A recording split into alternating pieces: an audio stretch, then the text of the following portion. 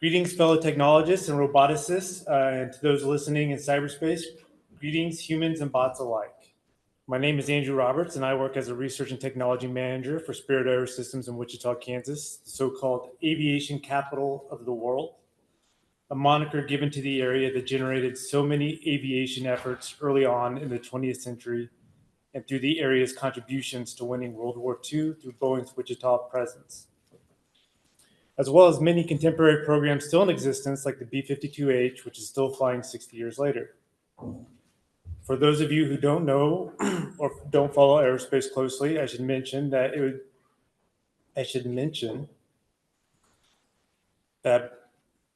Boeing has announced it would acquire Spirit AeroSystems announced on July 1st, 2024 that it would acquire Spirit AeroSystems, which has operated the remnants of the Boeing Wichita site since 2005. The acquisition is expected to close in mid-2025, pending regulatory approvals and other customary closing conditions. It is a distinct privilege for me to have the opportunity to address the ROS Industrial Consortium here in beautiful historic Detroit. Isn't the weather lovely? And isn't the manufacturing and engineering legacy of Motor City inspiring for current and especially future generations of manufacturing professionals? Naturally, I can see how Automate has made this a perennial destination for all things automation in the US and abroad. Let me turn to the topic at hand. Henry Ford's assembly line has gone hyperspeed with the advent of robotic assembly for the automotive industry. But despite the advances in automotive production, aerospace is stricter. Our products are bigger, our rates are lower. That's not an excuse, but it's a reality constraining the fact that we still need more automation done right, and what worked for on the road doesn't necessarily work for in the air. To that end, Spirit AeroSystems has utilized ROS in a number of research cells. This is a talk highlighting how we've partnered with a local university to create and maintain a pipeline of ROS-enabled workers for the present and future.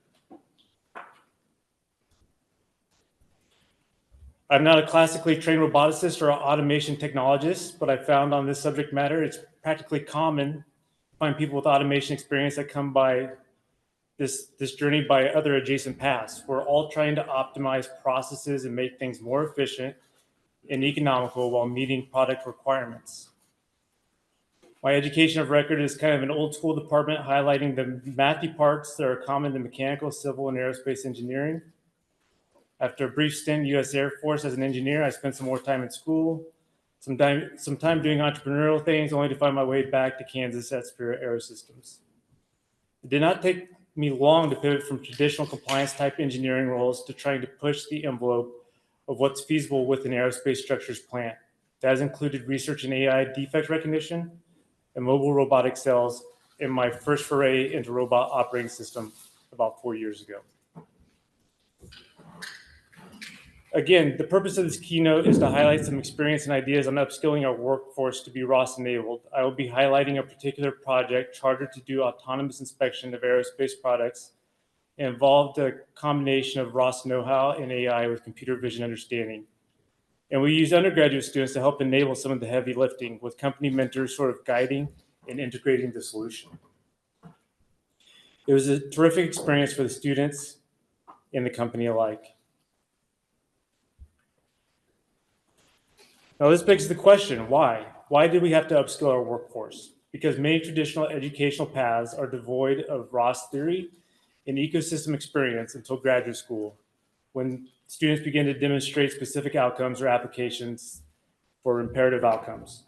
That said, it's getting better, at least in Wichita. I know the local technical school, Wichita State University Tech, has started to include Intro to ROS coursework as part of their curriculum. We still have a delay until the general pipeline is full saturation. Our sort of hybrid approach of working with undergraduate students for our company's research objectives and through contracting with Wichita State's research arm, that is the National Institute for Aviation Research, has proved to be an interesting model to that end, and that's what I want to talk to you about.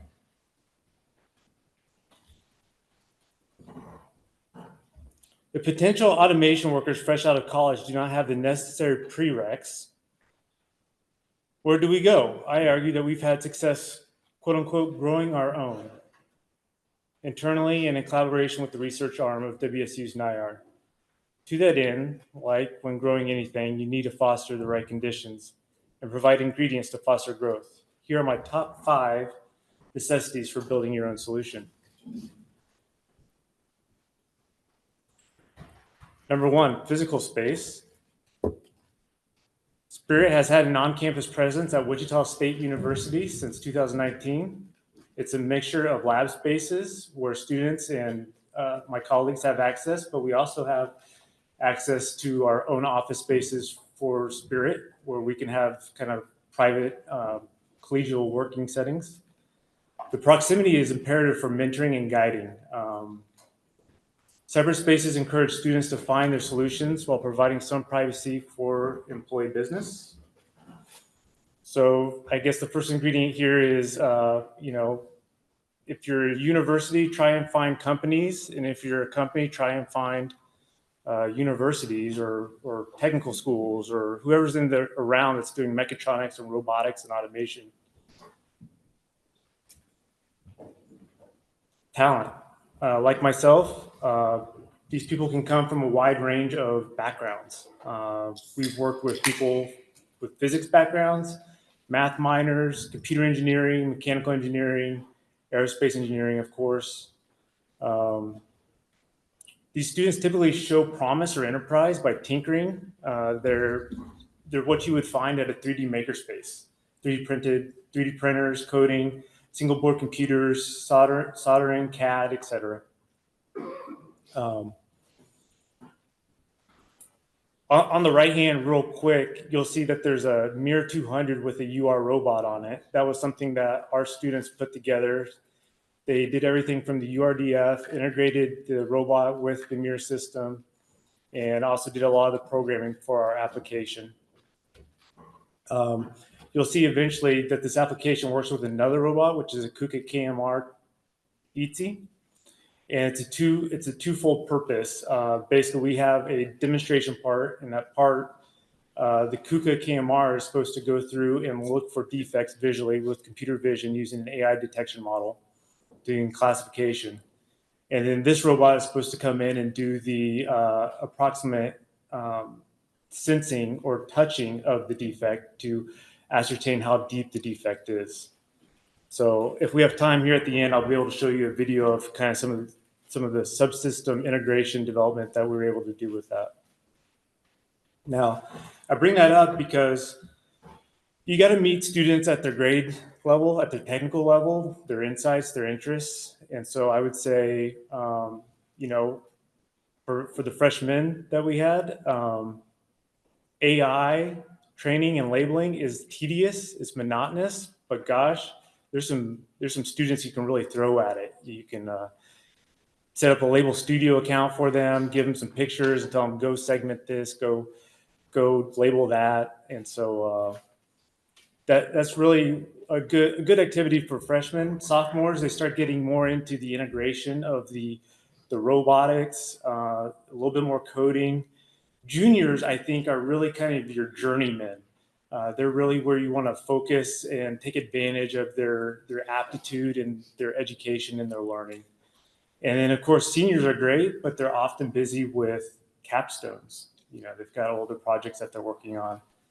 I will say this could be applied potentially to other academic models, say graduate students and or tech schools. I think this may need a little bit of adjustment and tweaking. I don't have the data to support it, but I think working with undergraduates, at least in our experience, worked very well, working through the National Institute of Aviation Research. By a show of hands here, I'm kind of curious, who here learned ROS because of they knew someone, or they learned from someone, and they didn't learn it because they just read the dots? That's incredible, because I couldn't have just read the docs and understood ROS on my own. I couldn't. I'm here thanks to my mentor at the time, Bharath Rao. Bharath taught me everything I knew about ROS. It was ROS Noetic at the time. Bharath's moved on to a different company. But what I'm trying to say here is that mentors are important, I think, in trying to spread the ROS viability or opportunity. In our particular instance, mentors came from all ranks of our company's engineers, technicians, and scientists alike. Company mentors provide guidance and direction through daily coordinated meetings. Company managers check in periodically to check on progress of development, as well as give students exposure to oversight and accountability. And mentors are the essential connection that make for an enjoyable, successful student experience. It's really project-based learning. And I think it's not just good for the students, it's really good for the mentors too, because they, some of these students really take ownership and they find solutions on their own, and then you get to learn about them. And of course, legal made me cover up everyone's faces except my own. So company mentors is the main takeaway here for 3.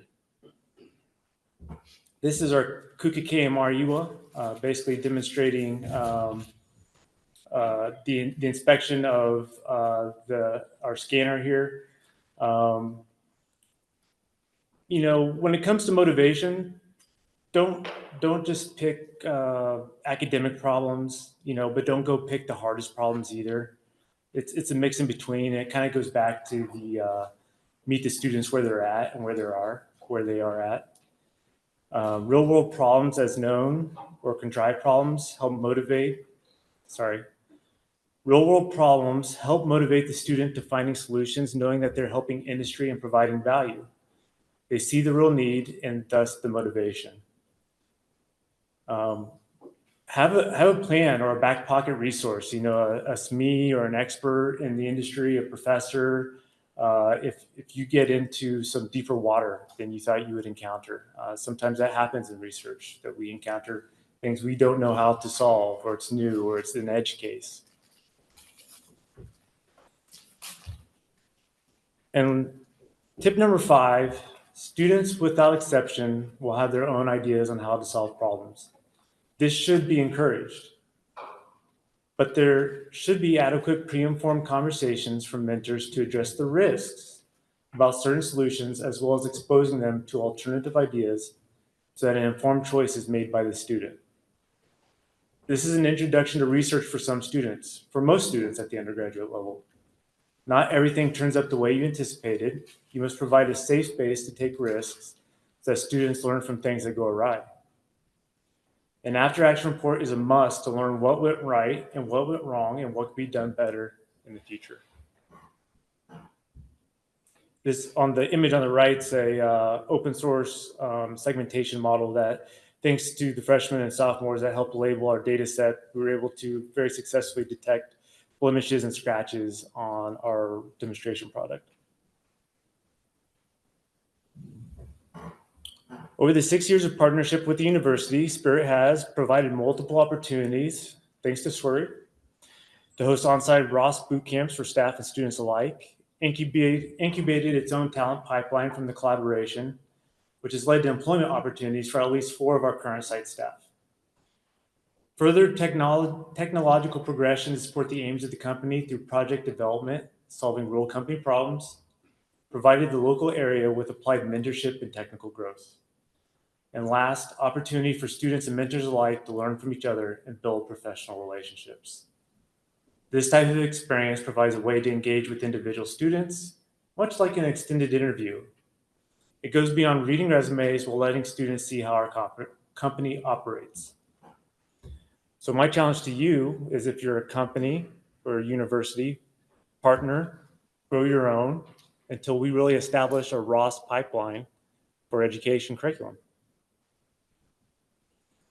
Real brief, this is the application I was speaking about earlier.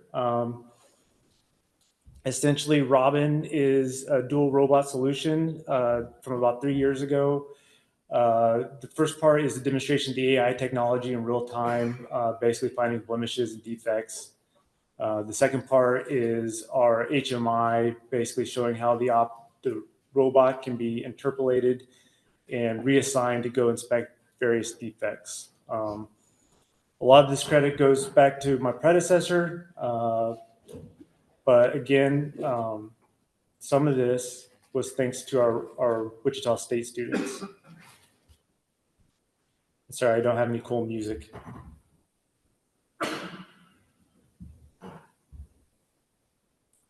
So again, being a system integration, this is just kind of us demonstrating the TCP being handheld with a camera by hand.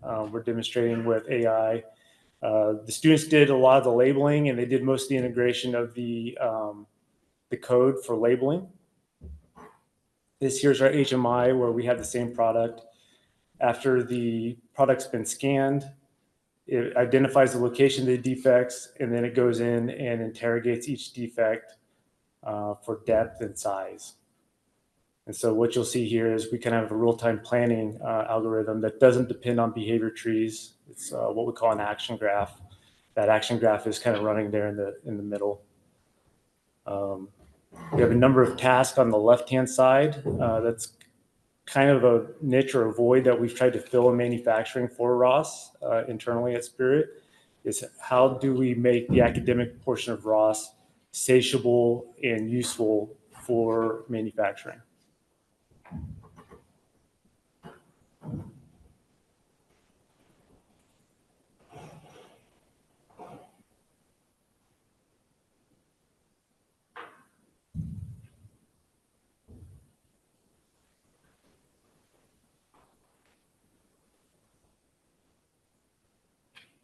All right. That's our journey in a nutshell. If you have any questions, I'd be glad to take them. I would like to mention that we are also at Spirit AeroSystems ARM members. So if there's any startup companies, small companies, medium companies, other companies that are interested in collaborating in the future on advanced robotics and applications with ROS, please keep us in mind. That includes AI. So yeah, thank you. Thanks, Andrew. Are there any questions for Andrew and the work they're doing at Spirit and their collaboration with the universities, in particular Wichita State? How that model has been working for them. Oh, well, yeah, it's Michael. I say, what size teams of students are you working with? So on that particular project, it was about 3, but we also, NIAR's arrangement is interesting, the National Institute for Aviation Research, and that they're basically a contract to hire type of service. And so that afforded us the ability, hey, we need a mechanical designer, we can flex that resource into play. Or hey, we need a programmer, we can flex that resource into play. But generally the team was about 2 to 3 students at any one time for one project. Do you have kind of a continuous team of students from like year to year or semester to semester, or does it kind of flux? It does flex. I'd say about 50% of the time we get a carryover from the previous years. And then, certainly the students who show interest and promise, we try to keep them going with our projects. And then other ones seem to highlight or identify with other options or prerogatives within the NIAR work statement. Have you, real quick, I have a question.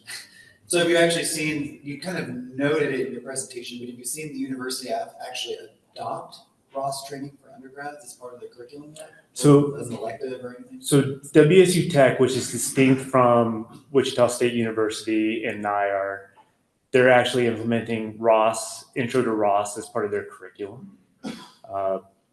To what degree that the actual Wichita State University has adopted it, I think it's fairly limited, except in our research basis, like if they were to get involved in our program. Correct. So just for a little bit of background, Spirit AeroSystems has hosted ROS industrial training events, which then they make available to their teams to get onboarded into ROS 2 now, right? Yes. So I guess as a supplement, and obviously we're hoping to do some sharing. We've been sharing content with some of the folks on the WSU side for consideration for adoption. Yeah, so Max. I have a similar question. Yeah, Sid. Sorry, my voice is a little short. How do you decide how many interns to take on per cohort? Do you have a project in mind and then say we need 3 interns, 1 mechanical, 1 electrical, 1 software? Or do you say we have a budget for 3 interns, we're going to decide the project based on their interest? So the question is, how do you get the size of the cohort figured out and their backgrounds? It's a little bit of both depending on the project. We know as a company where we want to be, where our priorities are. And so it's not necessarily that we go in and we ask the students, hey, what do you want to go work on? We want to understand what are the students' strengths and maybe where could they improve, and we want to play to that. The nice thing about the National Institute for Aviation Research is kind of, I'll call it pool. It's almost like a cloud resource, right, for manufacturing research here. You can deploy different resources as you need them. It's not always obvious from your first Gantt chart or your baseline project that you're going to need everyone that you end up using. That's not to say if you've only got, say, 1, 2, or 3 students and that's all you have, you don't have a pool of resources, that you could still get away with something like this to further along the ROS education of those students. Question for Andrew. Yes, Adam. How much time do the students engage with this project? So say on like a weekly basis, obviously they're taking classes and other things. They're employed 20 hours a week through National Institute of Aviation Research. So they spend about half their workload. They're almost like a researcher or a teaching assistant in some ways. Are they still taking like a full traditional course? Yes. Yes, they are. So that's obviously like Ohio State has a similar model, Adam's team, where they're introducing ROS to undergrads as well. Okay. Excellent. Yes, Kat. So my experience is with the foundation is not that people are teaching ROS, that they're not teaching specifically up to date. And do you have any idea sometimes you get all of the universities to work together to build content that is shareable for all universities? That's really the problem. Yeah, so Getting the universities to work together. Kat's question on driving potentially some continuity across the universities, that content's up to date and sort of consistent. That's a really good question. I think that's why we looked to ROS Industrial to kind of be the standard in terms of education, what's afforded. There's nothing stopping anyone else from going and collaborating with ROS Industrial to bring the training to their site. To that end, we probably should look at, what needs to be improved or standardized more within the training that Matt's groups provides. Yeah, because our scope is somewhat limited, right? It's pretty narrow. We do like introduce, move it, now move it to, we have do like a lot of ROS basics. Obviously, there's not a lot on like say the grinding, and we'd love to extend into contribution. That's something we currently do. Leveraging some of the other GitHub tools, not looking at our training, which would be beneficial for our undergrads. So we definitely have some gaps and holes, but our training is fully open source, right? We've encouraged actually folks at Wichita State. I'm like, you can bring in whatever's useful here and make it your own and mold it. I'd be happy to talk about gaps, right? Because clearly there are some, we acknowledge that. But that's where we learn where the gaps are through these collaborations. Yeah, Steve. Maybe more of a financial question of, is all these, is everything like guided by Spirit? I saw that you have the facility and everything.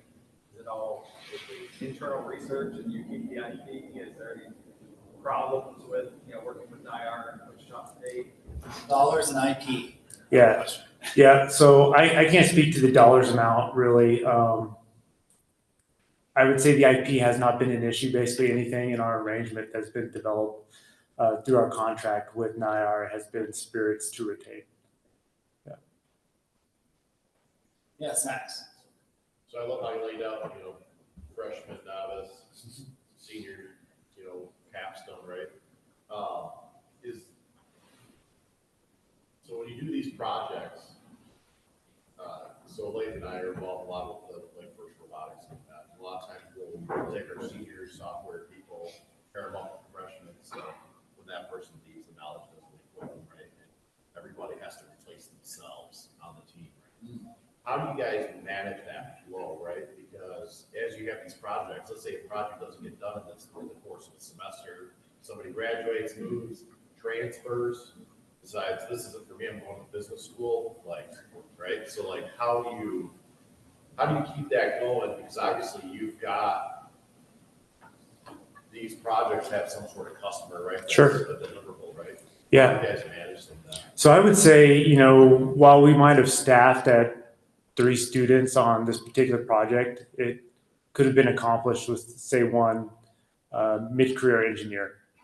And so in a lot of ways, we're balancing resource needs with kind of cross-training, cross-pollinating other people so that we have some resiliency if one person were to leave the team.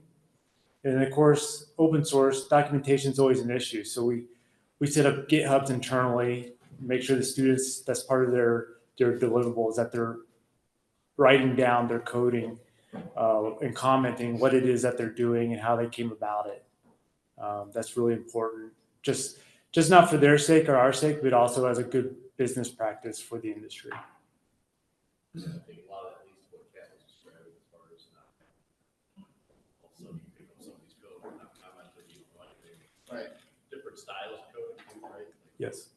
very stylistic. But I think the point where is like, because they're students, there's the opportunity to have, like, say, more than one, right? So I think you that's some of that knowledge sharing, collaboration. We've seen some success with some other university partners where it's not just one person now, so someone will graduate or someone will transfer.